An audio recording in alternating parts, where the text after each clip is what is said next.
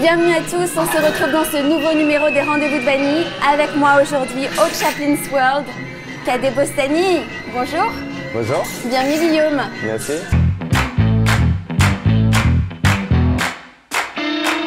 On remercie d'abord le Chaplin's World qui nous permet aujourd'hui d'être ici. Vous l'avez compris, on est dans l'univers, hein. Là on est à fond avec la musique, avec tout. Et on n'a pas de masque, alors c'est pour une bonne raison, c'est parce qu'on respecte les distances avec Guillaume, on est très respectueux. On est à 4 mètres là, voilà, je dirais pas à la caméra, on est à 4 mètres. Non, on est à 2 mètres. Comment vas-tu? Écoute, ça va bien, je sors d'une semaine de tournage d'un clip. Justement en pleine actu, ouais. Comment ça s'est passé ce tournage? Bah franchement c'était magique quoi. Ouais. C'est T'es en train de préparer en fait le clip pour ton EP numéro 2? Ouais c'est ça, c'est ça. Drama 2? Ouais, et on a décidé de tourner en Suisse. Ouais. Dans des lieux iconiques, avec des éléments iconiques de la Suisse. On va rembobiner un petit peu parce qu'il y a quelques mois, tu as sorti ton EP 1, ouais. Drama, oui. acte 1, ça c'était en mars à peu près. C'était juste avant le confinement ou peut-être pendant en fait. Ouais. On l'a préparé, on a eu de la chance au niveau du timing.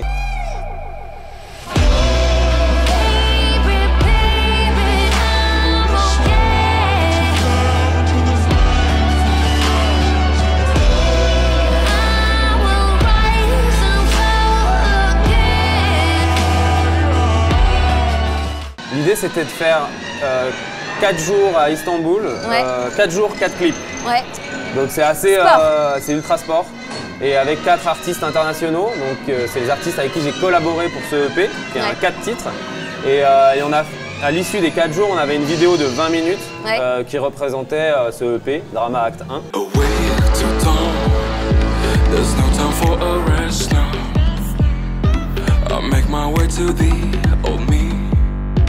But I'm too young to know now. The stage will get me petrified. Just insecurities define me now. Ce Drama acte 2 du coup c'est quoi? C'est différent du 1, c'est quoi? Ouais, alors là on a fait l'inverse. Ça veut dire que le acte 1 on avait 4 morceaux filmés enfin avec une vidéo à chaque fois de 20 minutes filmés en 4 jours. Et là on a fait l'inverse. Enfin, j'essaie de pas trop dévoiler mais quand même je peux donner des infos. On a fait 6 jours de tournage pour un morceau qui fait 3 minutes en Suisse. Voilà, donc on a vraiment fait l'extrême opposé. Après les 4 clips en 4 jours. Là c'est un clip en 6 jours. Ouais, et du coup voilà, j'aime bien surprendre et j'aime bien casser les habitudes justement pour à chaque fois arriver à...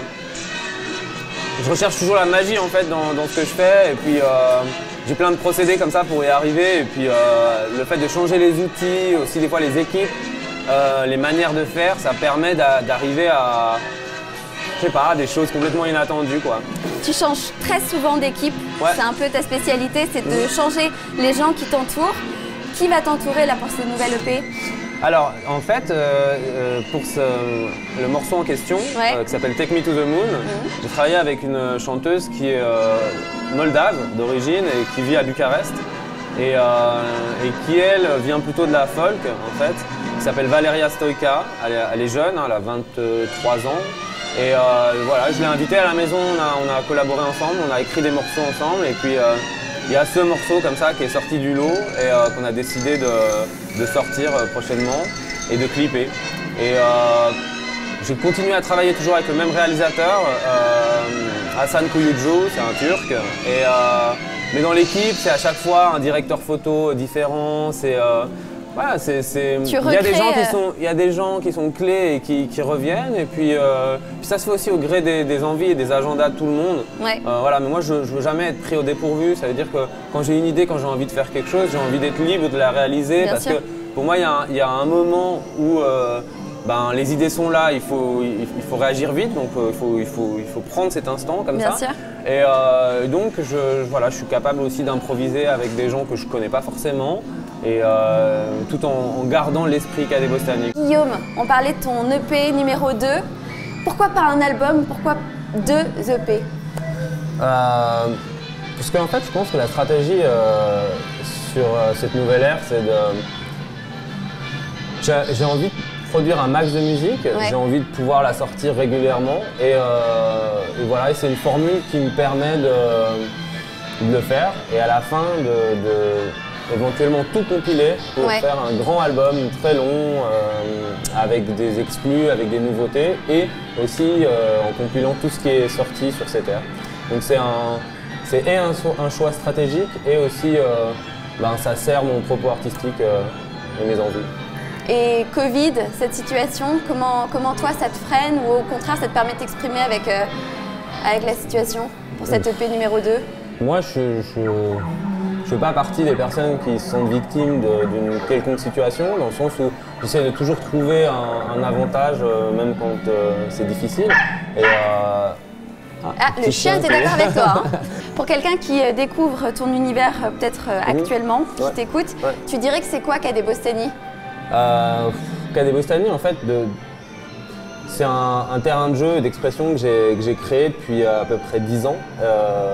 Donc j'ai créé un pays, une république imaginaire.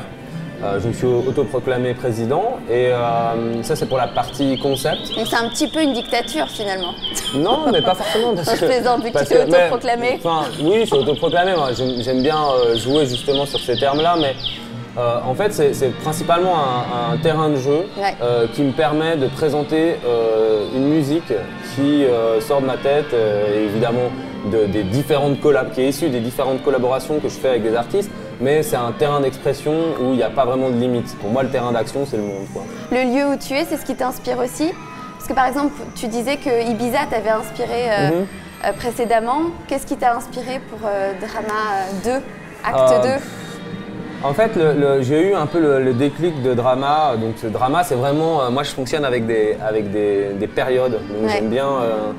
Je suis désorganisé et en même temps très organisé. Ça veut dire que moi, pour être créatif, j'ai besoin d'un cadre. Donc le cadre général, c'est le pays, donc qui me donne l'idée des uniformes, de la manière de communiquer, d'un style.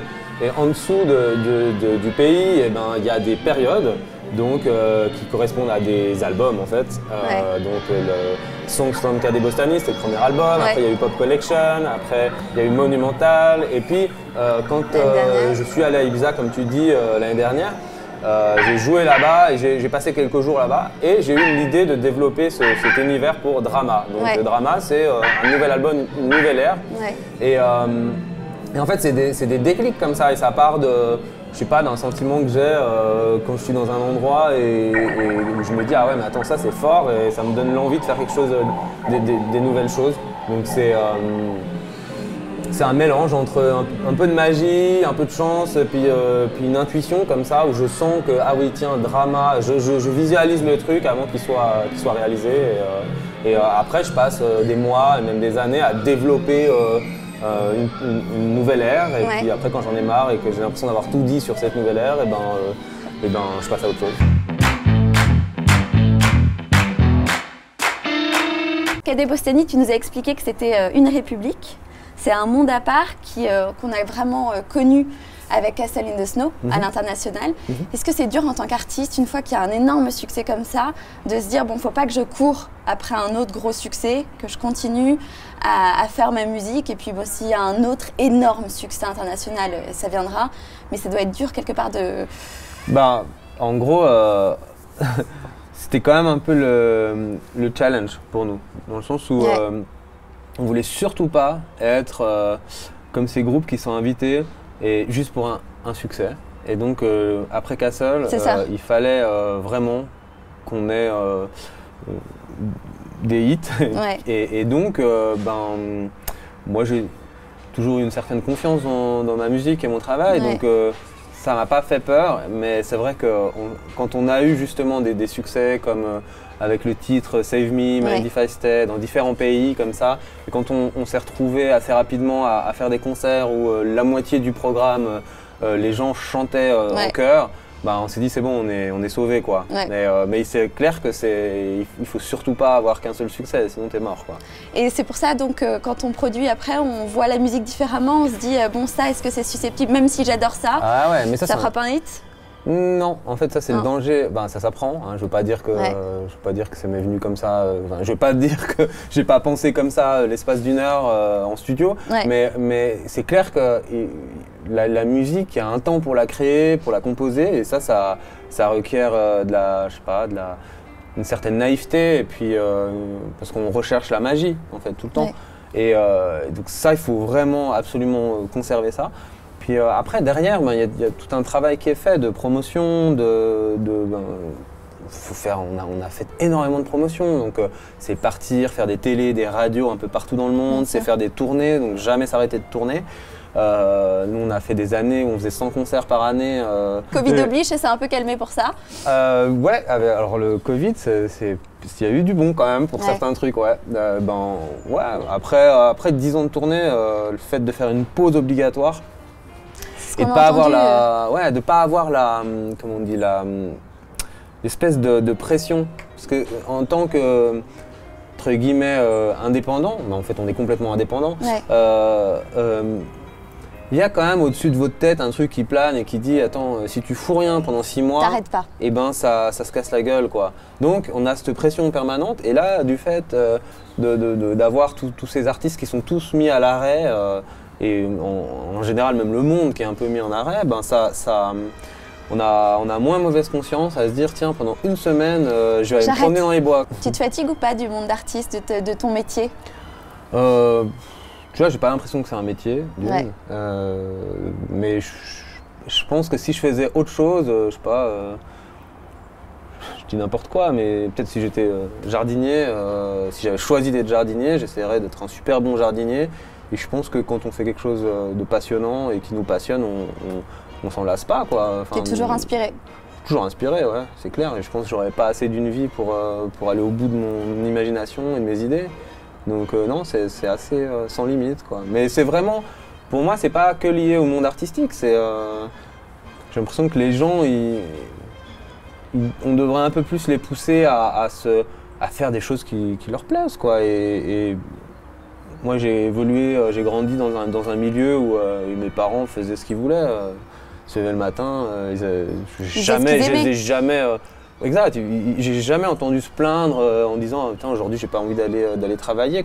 Mais tout ne vient pas de là, mais en tout cas ça m'a montré que c'était possible de faire ce qu'on aime et de mener une vie comme on l'entend. Ça t'est déjà arrivé de collaborer et de te dire « Oh merde, qu'est-ce que je fais? Ça va pas du tout ». Mais ça m'arrive tout le temps. Moi je passe des fois des journées où je me dis « Qu'est-ce que je fous là ?» On est en studio, on bosse, et pour moi il se passe rien. Et en fait, à la fin de la journée, il y a un truc qui se passe et je me dis ah ouais, en fait ça valait le coup. Si c'était facile, tout le monde le ferait. Hein. Mais au début, c'était je le vivais mal, quoi. Et puis petit à petit, je le vis moins mal. Mais c'est toujours chaque fois, il y a une remise en question qui est vraiment hyper forte. À partir du moment où je me retrouve en studio, j'ai pas de recette en fait. Voilà. Ton studio, il est chez toi? Le studio est chez moi, ouais. Et j'ai pas de recette. J'ai un studio avec plein d'instruments, avec plein de trucs bizarres qui traînent à droite à gauche. C'est assez poussiéreux, c'est un peu, je sais pas, un peu le bordel. Désolé pour l'expression. mais en fait, peut-être à un moment, je vais prendre quelque chose, un instrument sur une étagère et je vais passer 1 heure dessus et ça va me donner quelque chose. Et voilà, je travaille pas avec des presets, avec des formules toutes faites. Ouais, non. Pas du tout, quoi. Et parce que je pense que ça me permet d'aller à l'essence en fait de chaque personne. Et quand on est 2 en studio, j'ai envie que voilà, je recherche la magie, quoi. C'est ça mon truc. Et si j'ai des recettes, je sais pas, ça risque d'être un peu trop facile.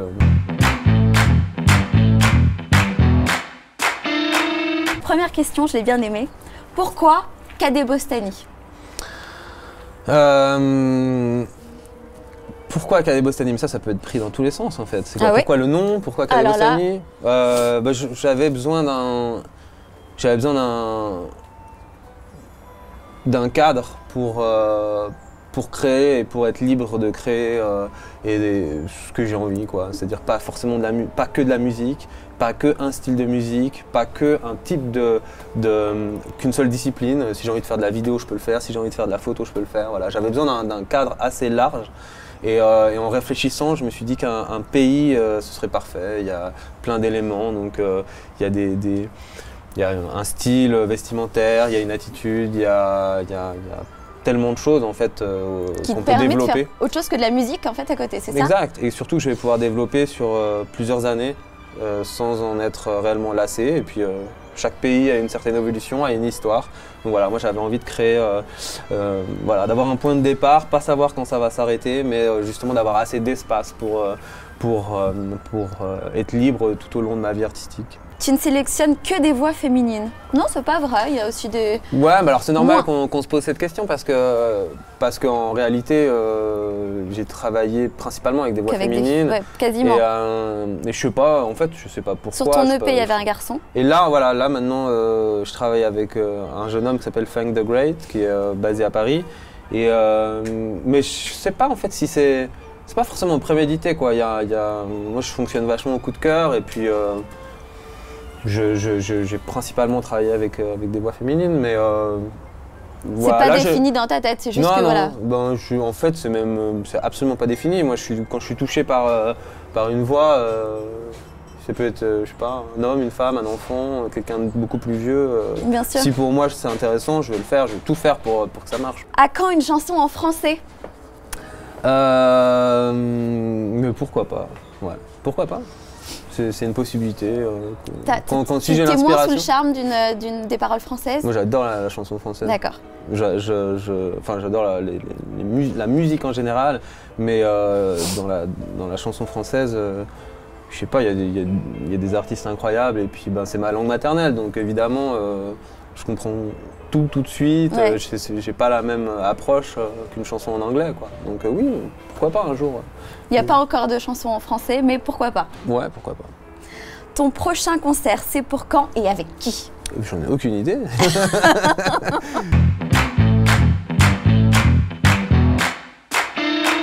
On va faire le mot de la fin, d'accord?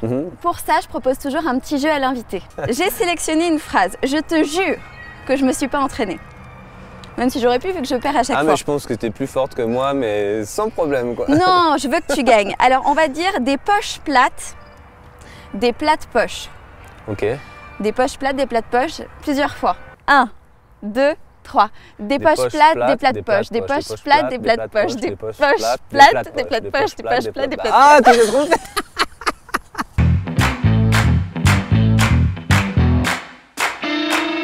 Soldiers, don't give yourself to brutes, men who despise you, enslave you, who regiment your lives, tell you what to do, what to think or what to feel. You are not machines, you are not cattle, you are men, you have the love of humanity in your heart. You don't hate, only the unloved hate, the unloved and the unnatural.